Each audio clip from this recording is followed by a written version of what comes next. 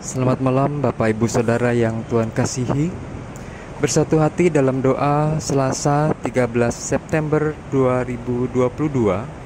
Saya beri judul Gunakan Waktumu, Jangan Sia-siakan. Sebelumnya mari kita berdoa. Tuhan, bukalah hati dan pikiran kami untuk merenungkan firman-Mu sebelum kami tertidur dan terlelap malam ini. Amin. Bacaan Alkitab kita diambil dari 2 Petrus 3 ayat 8 sampai ayatnya yang ke-13. 2 Petrus 3 ayat 8 sampai ayatnya yang ke-13. Akan tetapi, saudara-saudaraku yang kekasih, yang satu ini tidak boleh kamu lupakan, yaitu bahwa di hadapan Tuhan satu hari sama seperti 1000 tahun, dan 1000 tahun sama seperti satu hari. Tuhan tidak lalai menepati janjinya, sekalipun ada orang yang menganggapnya sebagai kelalaian. Tetapi Ia sabar terhadap kamu, karena Ia menghendaki supaya jangan ada yang binasa, melainkan supaya semua orang berbalik dan bertobat. Tetapi hari Tuhan akan tiba seperti pencuri. Pada hari itu, langit akan lenyap, dan gemuruh yang dahsyat dan unsur-unsur dunia akan hangus dalam nyala api, dan bumi dan segala yang ada di atasnya akan hilang lenyap. Jadi, jika segala sesuatu ini akan hancur secara demikian, betapa suci dan salehnya kamu harus hidup, yaitu kamu yang menantikan dan mempercepat kedatangan hari Allah.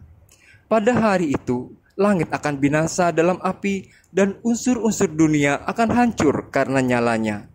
Tetapi sesuai dengan janjinya, kita menantikan langit yang baru dan bumi yang baru, di mana terdapat kebenaran.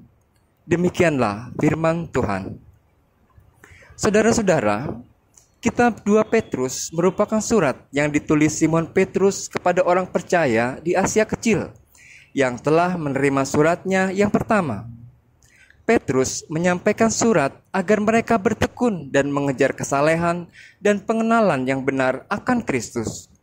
Selain itu, Petrus ingin menentang para nabi palsu di gereja di Asia Kecil yang mencoba merusak kebenaran Injil.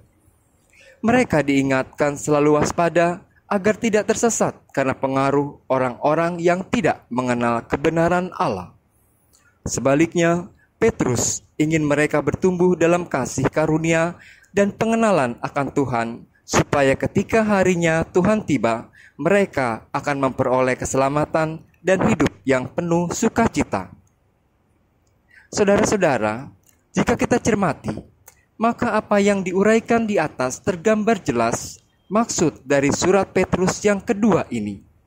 Surat ini ingin menjawab sekaligus meneguhkan iman jemaat yang terguncang atau mungkin goyah karena ulah para guru-guru palsu itu. Oleh sebab itu, Petrus ingin menggarisbawahi dua hal penting, yaitu pertama, Petrus ingin jemaat makin memahami siapa yang empunya waktu. Ayat 8 tertulis bahwa di hadapan Tuhan satu hari sama seperti 1000 tahun, dan 1000 tahun sama seperti satu hari. Siapa yang dapat memprediksi dan menentukan hari kedatangan Tuhan? Tidak ada dari kita yang dapat mengatakan tentang janji Tuhan dan kedatangannya kembali. Itu terlalu cepat atau lama. Kita hidup dalam ruang waktu yang Tuhan berikan. Dia yang menentukan waktu.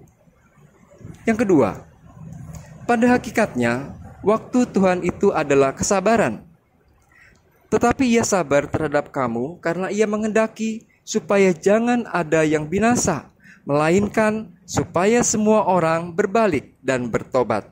Pada ayat yang ke-9. Ketika kita memahami bahwa kita hidup dalam ruang waktu Tuhan, selama Tuhan masih memberikan waktu kepada kita, artinya Tuhan masih memberikan kesempatan bagi kita untuk berusaha hidup. Hidup yang bagaimana? Hidup yang tidak bercacat dan bernoda tentunya.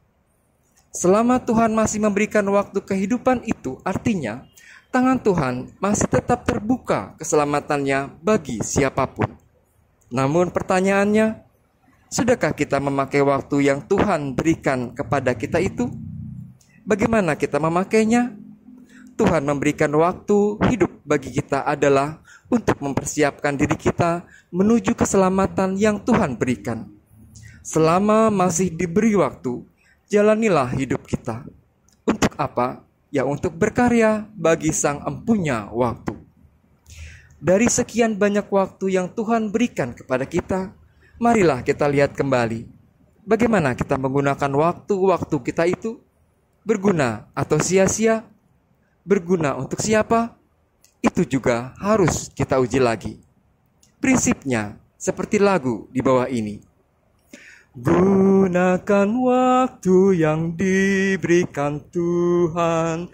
Waktu telah berlalu dengan cepat.